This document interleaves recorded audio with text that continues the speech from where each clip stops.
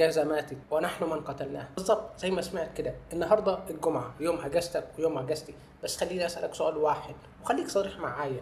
امتى آخر مرة قضيت أجازة من غير ما يجيلك فكرة شغل، من غير ما انت عايز تفتح الإيميل، من غير ما تحس ان في حاجة انت لازم تعملها، في إنجاز انت لازم تنجزه، لازم تستغل اليوم بأحسن صورة؟ زمان، ولكن مش زمان قوي، الواحد كان بيشتغل بس عشان يعيش وبيلبي احتياجاته، ياكل، يربي ولاده، يحسن من حياته شويه. الشغل في النهايه كان بالنسبه له وسيله، وكان وقته محدود جدا في الشغل الصبح بالاساس. يعني كان اغلب الشغلانات بتبقى في الصبح. حتى مع بدايه ظهور الكهرباء برضه كانت لسه الناس مقتنعه ان خلاص الليل ده للراحه.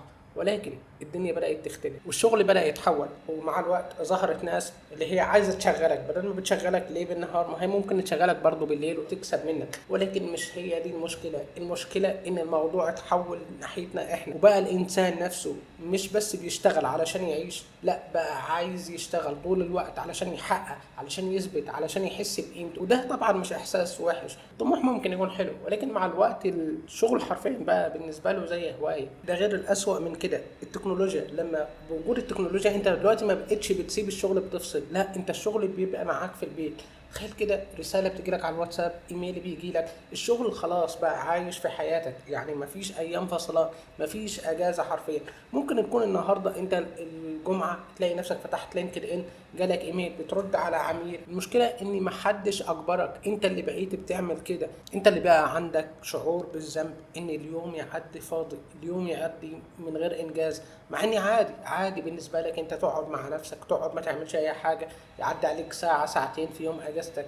ده المفروض ان انت تلاقي وقت انك تفصل فيه، مش ان يجيلك شعور بالذنب اللي هو انا لازم استغل الموضوع ده. الغريب في الموضوع اني انا بكلمك عن حاجه حرفيا انا اعتبر كاني عايشها. انا مش جاي هنا اقدم لك حل، لا انا حرفيا جاي اشارك معاك مشكله انا دلوقتي حاسس بيها. يعني انا النهارده بالنسبه لي يوم اجازتي عادي، المفروض اني انا على الاقل اصلي الجمعه واقعد شويه على حيلي زي ما بيقولوا كده، واستريح، افصل شويه من الشغل. لكن لا، شعوري بالذنب هو اللي خلاني حرفيا ودفعني ان انا ممكن اعمل الحلقه دي، رغم اني يعني هو مش مصدر شغلي ولا حاجه، ولكن انا بدات احس اني انا لا، انا لازم انجز، لازم احس، رغم اني برضو في حاجات تانية ممكن اكون انا بحاول ارتبها. فالمشكله في الموضوع زي ما بقول لك، انت ما بقتش قادر تفصل، ما بقتش تفرق ما بين اشتغل امتى واقعد استريح امتى. المشاكل دي هتسبب معاك بعد كده اللي هو تدخل في البيرن اوت، اللي هو انت خلاص هتدخل في احتراق ذاتي، وده كله هيجي لك تأثيره سلبي. ممكن انت ما بتقدرش تعيش الاثر السلبي دلوقتي، لكن التراكم مع الوقت هيجيب لك مشكلة انت هتعرفها لما توصل لها حرفيا.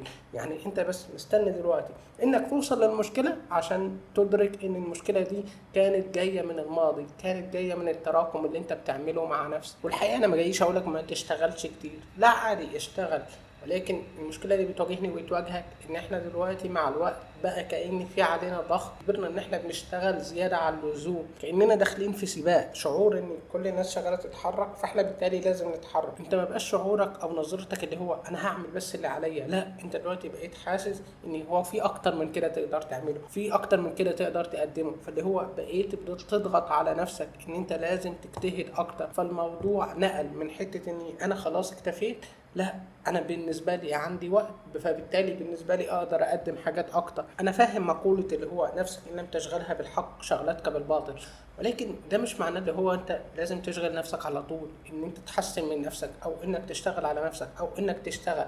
لا، في اوقات عادي انت مطالب بس انك تقعد تتامل في خلق الله بس، مش اكتر. يعني دي والله العظيم هيحسن من نفسيتك. انت ممكن الموضوع ما جربتوش، لكن لا، بيني وبينك لما بتلاقي كده انك قعدت مع نفسك شويه وحاولت تتامل في خلق ربنا، يعني بتحس فعلا بالسعاده، انت هتحس انك قريب من ربنا، بالتالي الموضوع هيفرق على نفسيتك. يعني انا بقول لك حاجات انا حرفيا انا جربتها ساعات، انا ممكن مش مستمر معايا الموضوع، ولكن زي ما بقول لك الحاجات دي هتفرق معاك. فانت مش ضروري انك تضغط على نفسك، لا عادي، اقفل اللابتوب وانت مستريح، اقفل الموبايل، افصل الراوتر وعادي الدنيا هتمشي. اطلع اتمشى، اعمل اي حاجة، شوف اقرب حديقة عندك، اي حاجة، انزل اقعد مع اهلك، اطلع اخرج معاهم، حاجات يعني زي كده ممكن تفرق معاك. علشان كده انت مش محتاج تحمل نفسك زيادة على اللزوم، لا، استمتع باجازتك من غير اي شعور بالذنب، واقعد على حيلك ما تعملش اي حاجة، انتخ النهاردة. طبعا انا مش بشجعك على الكسل، الكلام ده بس الناس اللي مش قادرة تفصل، انما الناس التانية اللي مأنتخة زيادة على اللزوم اكيد هقول لك حاول تجتهد شوية وما تضيعش حياتك على الفاضي والمليان، في النهاية كل الوقت ده هتتسائل عليه. وبس كده. حاول اروح انتخ انا شوية بإذن الله بعد ما ارفع الحلقة دي، عشان بس ايه اتخلص شوية من شعور الذنب اللي جايلي. واشوفكم على خير، سلام.